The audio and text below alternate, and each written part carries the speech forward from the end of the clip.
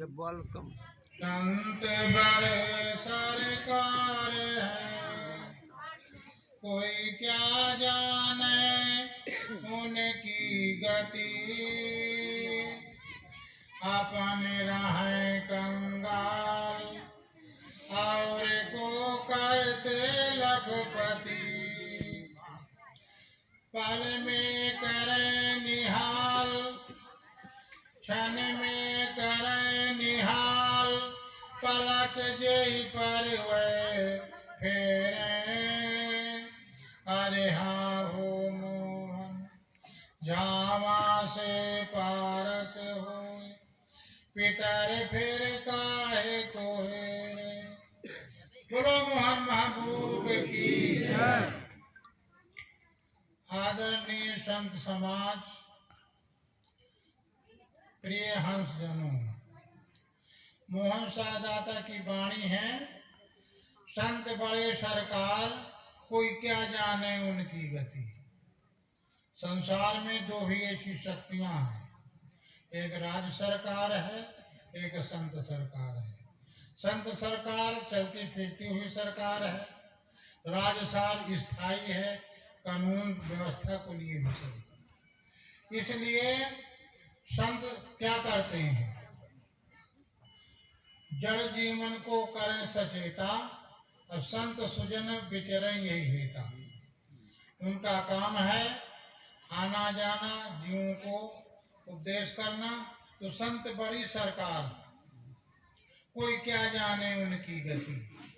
वो मनुष्य के हृदय में परिवर्तन करते हैं, क्योंकि वो सत्संग देते हैं, मनुष्य को सुगति प्रदान करते हैं, अंतःकरण शुद्ध करते हैं, और अपनी रहनी से, अपनी बोली से, अपने आशीर्वाद से उस अविनाशी तत्व का बोध कराते हैं, जिसका कभी नाश नहीं हुआ, जो हर हमेशा एक रस है, वही सद्गुरु का स्वरूप है।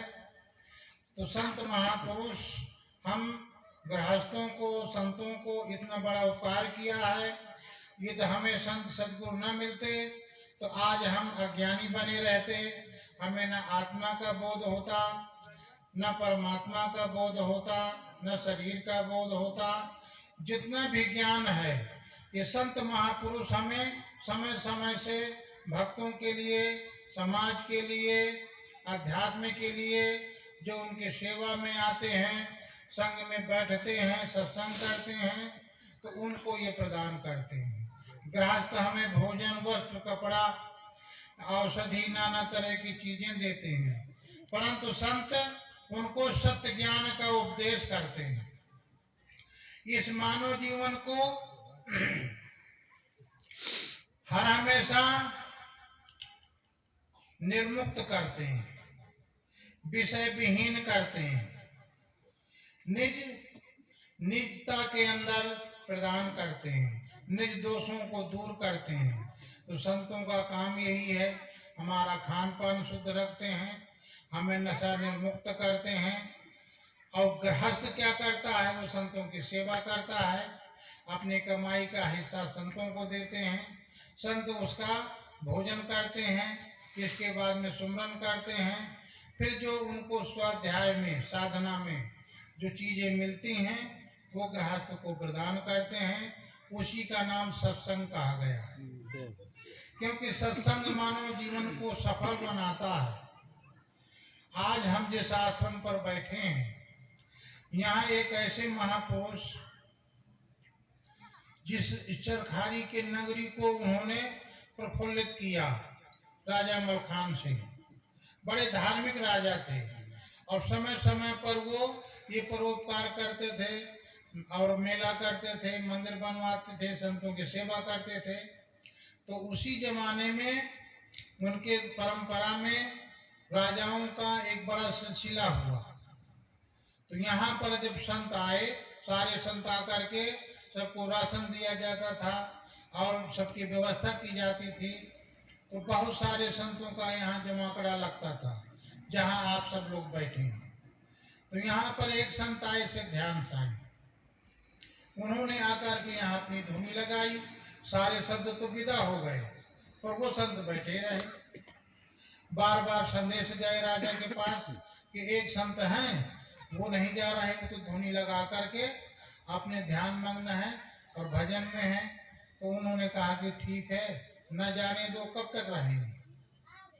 सालों बीत गए और ज्यादा हो गया। इसके बाद में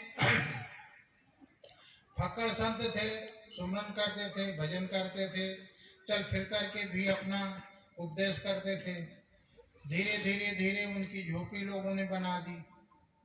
तो जो उनकी एक सेवका थी, तो उससे वो एक बार आकर के उनसे भिड़ गई। अब ये पैकर्मा की परंपरा है, तो उन्होंने कहा भाई पैकर्मा करके आओ। उसने कहा क्या पैकर्मा होता है? तो धीरे धीरे और डांटा कि मैं तुम्हारी कुटिया में आग लगा दूंगी। तो उन्होंने वो जब उधर गई, उन्होंने माचिस के द्वारा कुटिया फूंक दी। तो सारे राज में हो गया कि उन्होंने कुटिया को फूंक दिया। राजा के यहाँ बात पहुंची। जब राजा के यहाँ बात पहुंची तो राजा ने डांटा उनको। इसके बाद में फिर आदेश दिया कि सारी सामग्री ले जा करके उनकी पक्की कुटिया बना दो। जब वो लेकर के आए तो उन्होंने कहा कि नहीं, हमें पक्की कुटिया में हम लोग नहीं रहते, जैसी हमारी कुटिया थी वैसे रख दो, वैसे बना दो। इसके बाद में उनकी कुटिया बन गई, वो रहने लगे, भजन करने लगे।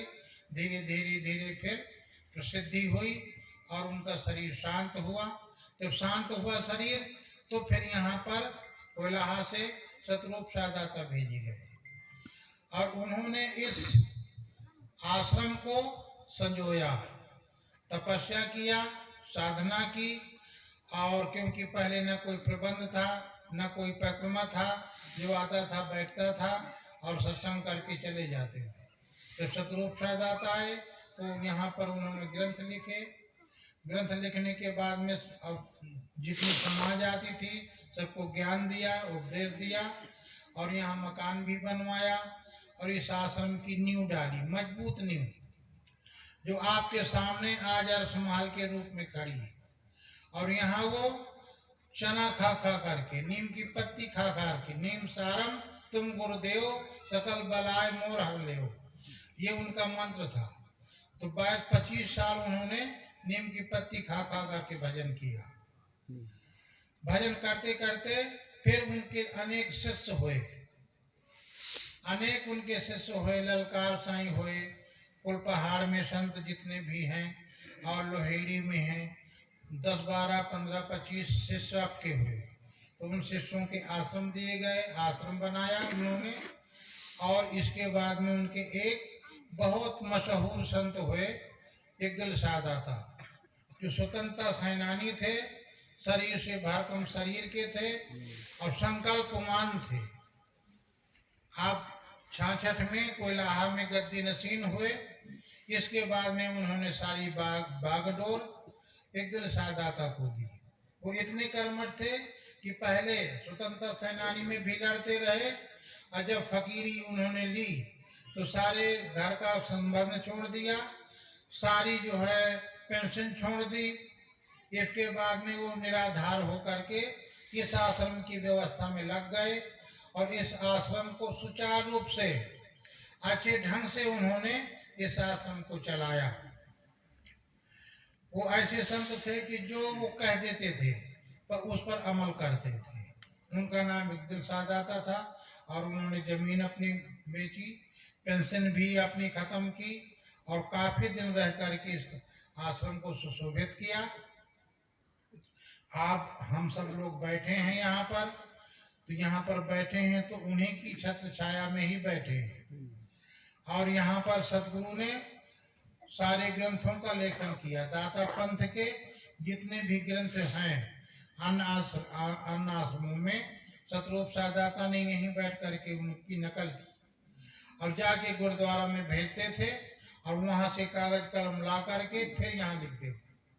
तो वो ये एक आश्रम का सेंटर का ये जो है, यहाँ पर अनेक संत जैसे महोबा के हुए, खरेला के हुए और संत नए नए जितने संत होते थे तो यहाँ ट्रेनिंग करने के लिए भेजे जाते थे। तो ये ट्रेनिंग सेंटर था उस समय, अर्श का, अर्श वाणियों का, अर्श पढ़ने का, भजन का, सत्संग का, साधना का।